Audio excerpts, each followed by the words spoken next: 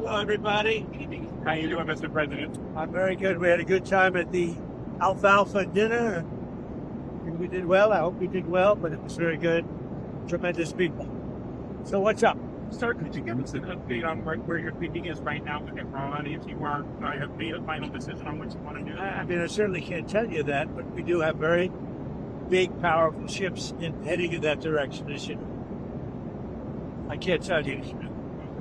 But I hope they negotiate something that's acceptable. Saudi Arabia are reportedly submitted to the U.S. tax office, right?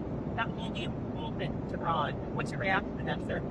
Some people think that, and some people don't.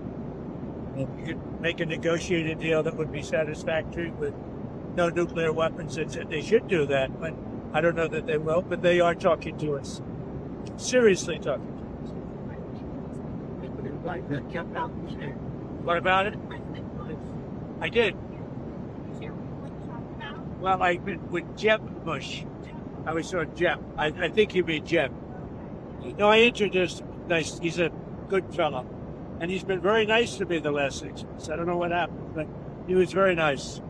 We had a good time. Mr. President, on your Fed nominee, Kevin Bush, why are you willing to wait for Senator Thompson to leave the Senate essentially until if you have Senator For jealous? I didn't say I wouldn't, but I mean, he's leaving the Senate for a reason because what he asked for didn't get done. So it's one of those things. I think he may get Democrat votes too. I think he's so good that he'll probably get Democrat votes. He should. He's very good. My choice, my Fed choice, should get Democrat votes. Do you have a sense of what he's going to do as far as interest rates are concerned? I hope he's going to lower them. I mean, if you watch him on television, because I watch interviews and statements, I hope he's going to lower, but then he's going to have to do what he wants to do. Did he tell you? Did he make any commitments? No commitments. I don't want to do that. I couldn't do that, I guess, if I wanted to. I didn't. I based it on quality. I mean, he's a very high quality person. He should have no trouble getting through. Mr. President, did you make a comment at the dinner about saying that you still About what? about civil wars? Yes, it's a roast. It's a roast. It's a comedy. Not nice, of course. It was all comedy. You're suing the IRS. Talk a little bit about what it's like to be on both sides of a lawsuit. It's very interesting. I have another one where I virtually won the Mar-a-Lago break-in suit, and I have to work out some kind of a settlement. I'm supposed to work out a settlement with myself because when the FBI broke in, we sued. Before I was president, I sued, and obviously it was a very good suit, and I have that one, and I have to work out the settlement. On how to handle that at No, all? I think what we'll do is do something for charity. We're thinking about doing something for charity where I'll give money to charity. We could make it a substantial amount. Nobody would care because it's going to go to numerous very good charities.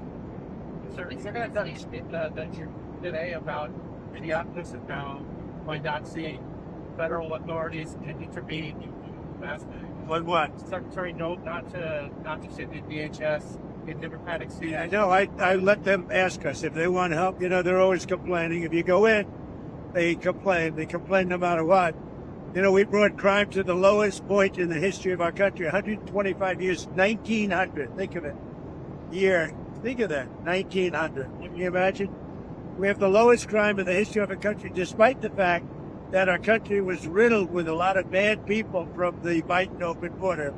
But we've taken a lot of them out. We're at the lowest point in history. We have the least number of murders in the recorded history of our country. That's incredible. But honestly, the crime-ridden cities are all Democrat-run cities. And if they want help, they have to ask for it. Because if we go in, all they do is complain. But if they want help, they can ask for it, and they're going to need help. Los Angeles is an example. We went in, we solved it. The chief law enforcement officer in Los Angeles said they couldn't have done it without the federal government. A week later, he said they didn't need the federal government. So we don't want that. If they want help, they'll ask, but they have to say please. On CHS funding, sir, the Democrats made three demands. They say they want no roving patrols. We want to establish rules for use of force, and they want masks off. And Well, we'll talk about it. It's not appropriate yet. We have to let a little time go by, but we'll talk about it. But we want. I got elected for law enforcement, for the border, for the economy. Things I've done a great job with. I mean, when you have the lowest crime rate in the history of our country, recorded in 125 years, to be exact. So I've fulfilled so much. We'll have to talk about that over the next 3 or 4 days. What did you think of the latest updates of the Epstein files, and do you think your critics will be satisfied with? Well, they should be, because it looked like this guy Wolf, who's a writer, was conspiring with Epstein to do harm to me.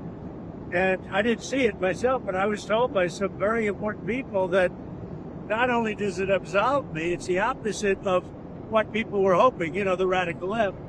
That Wolf, who's a third-rate writer, was conspiring with Jeffrey Epstein to hurt me, politically or otherwise. And that came through loud and clear. So we'll probably sue Wolf on that. And maybe the Epstein estate, I guess. I don't know. But we're going to certainly sue Wolf. Want to sue the Epstein estate? Well, you may. I guess so, because he was conspiring with Wolf to do harm to me politically. That's not a friend. What's your plan for Venezuela oil, sir? You okay down there? You okay? I don't want to right on top of you. You said that the profits will be split, but the U.S. and Venezuela both benefiting. What's Venezuela's share of the oil profits going to be? Well, we haven't discussed that, but we're getting along very well with the leadership of Venezuela. They're doing a really good job. We're going to be selling a lot of oil, and we'll take some, and they'll take a lot, and they're going to do very well. They're going to make more money than they've ever made, and it's going to be beneficial to us. We're going to really, I think Venezuela is really going to turn red. I opened up the airspace over in Venezuela, so that now people from Venezuela came from Venezuela here. They're going to be able to go back for the first time, go back to Venezuela and stay perhaps, or go back and see their relatives, go for a short break. Sir, do you think China's going to get their money back for all the money they lent to Venezuela? I don't know. I don't know anything about that, but I'll tell you, China is welcome to come in and would make a great deal on oil. We welcome China. We've already made a deal. India's coming in, and they're going to be buying Venezuelan oil as opposed to buying it from Iran. So we've already made that deal, the concept of the deal. But China's welcome to come in and buy oil. On Venezuela, do you think that Machado should be able to return to Venezuela? I'd love to be able to do something with it, and maybe putting the sides together, doing something. I think she's a very fine person. Do you think? But I think I have to say at the same time, the current leadership is doing a very good job.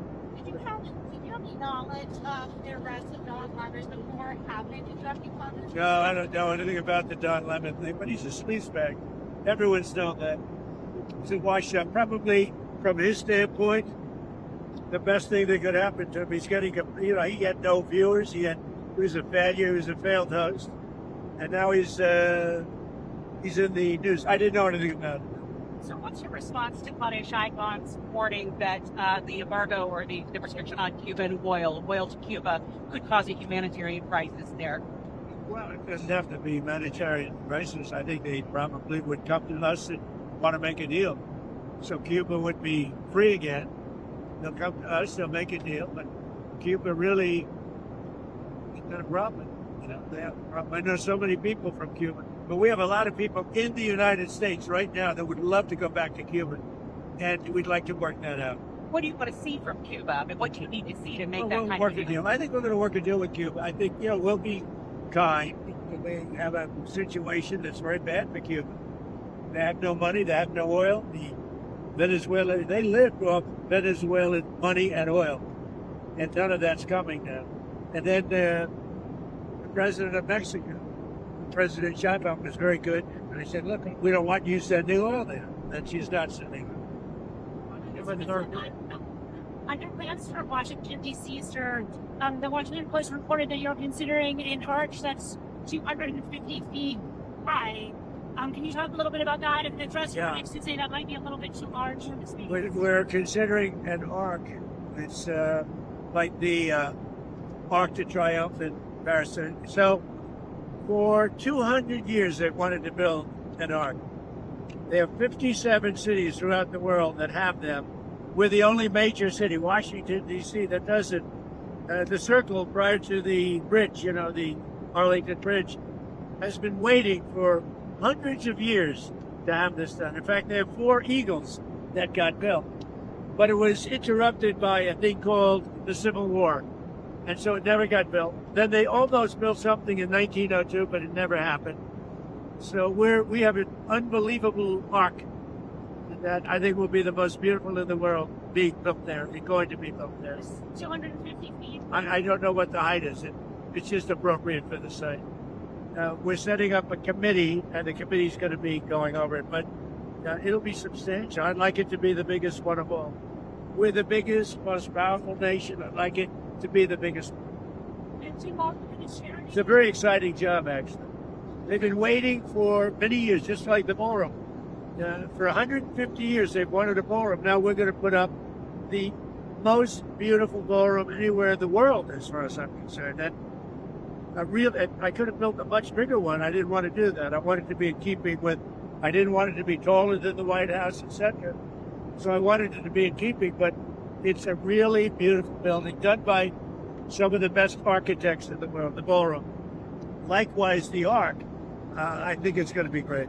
We're just setting up a committee now for the Ark. The money for the lawsuit that you may settle with yourself go towards paying for that arch or for the Well, we hadn't thought of it, but we're going to probably, it's sort of a strange position because I have a lawsuit like the break-in of Mar-a-Lago, and I paid myself that somehow will never look good. So when I had other people, a lot of outside people said, what a great idea. Because nobody cares how much if it goes to good charities. So you settle by giving charities a lot of money. And I think we're going to do something like that. We're looking to do something like The that. charity be to pay for the ballroom and the arch. No, I don't think either of those. I'm talking about American Cancer Society. A lot of I think they should be probably established charities. On a answer, you had I would say established and respected charities. on a answer, you had threatened those secondary tariffs on countries doing business with Iran. We haven't seen those yet. What are you holding off on? Well, we're going to say, look, we have a lot of things happening right now with Iran. We have a tremendous fleet going in that direction, and they're talking to us. So a lot of things could happen. And the Canada tariffs, sir, that you talked about, are those living? Well, that was on the airplanes. So you're talking about No, about the China deal that they did. Well, if they do a deal with China, yeah, we'll do something very substantial. Because we can't look. I have a great relationship with China, President Xi, but we don't want China to take over Canada. And if they make the deal that he's looking to make, China will take over Canada. And the first thing they're going to do, end ice hockey. So speaking of China, sir, there was a military purge in that country a week ago. What do you make of that? Well, as far as you're talking about China? Yeah, As far as I'm concerned, there's one boss in China. That's President Xi. That's the president of the are there any concerns about stability or? No, I think President Xi is the boss. I watch it very closely, and he's highly respected in China. He's the boss. If I can keep up for 1 second. What exactly are you proceeding with on the island of the government? Representative Jerry speaking. Where? In Cuba. Where are you speaking? We're starting to talk to Cuba. Yeah, we're starting to. Can you tell us who it Look, is? they need help on a humanitarian basis, and we're starting to talk to Cuba. Don't forget, a lot of people that live in our country were treated very badly by Cuba, and we want them to be. They all voted for me, and we want them to be treated well. We'd like to be able to have them go back to home in their country, which they haven't seen their family, their country for many, many decades. So we'll work that. I'll be able to work that out. Yes.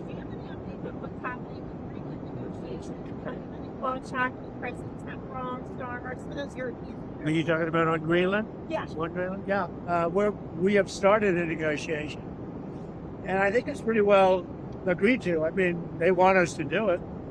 I think it's going to be a good deal for everybody. Very important deal. Actually, from a national security point of view, very, very important deal. I think we're going to make a deal.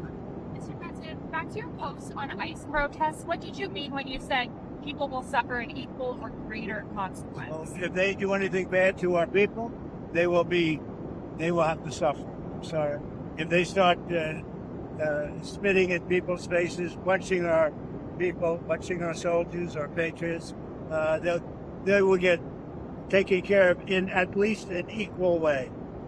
They're not going to do that. Like, you see it, the way they treat our people. And I said, you're allowed, if somebody does that, you can do something back. You're not going to stand there and take it. If somebody spits in your face, that will not be a pleasant thing for the person that spits. We're not letting people spit in our soldiers' face as they stand at attention, and they're not allowed to do anything. If they throw bricks at a car, at one of our vehicles, and are very expensive vehicles, they're going to be met with very, very serious force. Sir, do you think it's good having lots of cameras on these kinds of incidents between law enforcement and the people? I think it would help law enforcement, but I'd have to talk to them. I'm going to be talking to them tomorrow. Actually, I think it would help law enforcement. That works both ways. But I think overall, it's 80% in favor of law enforcement. Who are you talking to tomorrow on law enforcement? A lot of people. I'm speaking to Christian, I'm speaking to Tom Holman, a lot of people. We have it in good shape. And, Minnesota crime is way down because of what we've done. We've taken out thousands of criminals. What we want in Minnesota, we want them to open their jails and give us their criminals, and we're gone. That's all we want. And they're going to have to do it. How are you feeling about Secretary Noakes handling the matters in the last Well, week? she's doing great. We have a close border. We've taken out thousands and thousands of killers and murderers and everything else, removed them from our country by the tens of thousands. And we have the crime rate that's the lowest in history. I didn't do the crime rate stats. It just came out yesterday that we have the lowest crime rate in the history of our country. So how's she doing? I think she's doing well. And she's a good person. She works hard. Tom Holman is a star. He's incredible. The guy's incredible. He's got an unbelievable, he's tough, and yet everybody likes him, both sides. So he's been great. But he said to me just tonight, he said, look, they've got to open up their prisons and give us their criminals and their murderers and their drug lords, and we'll take care of them. And that's why crime is down in Minnesota, not because of anything they did, it's because of what we did. Same thing in Chicago. We have crime down in Chicago, and most people don't even know we're there, but we're there doing a good job. We have crime down all over the nation. Thank you very much, everybody. Thank you, sir. That's a very dangerous shot he's got. It's that That's the worst. It's That's got to be the worst shot on the planet. No, it's not. That's all right. Have a good time. Thank you, sir. Thank you, sir.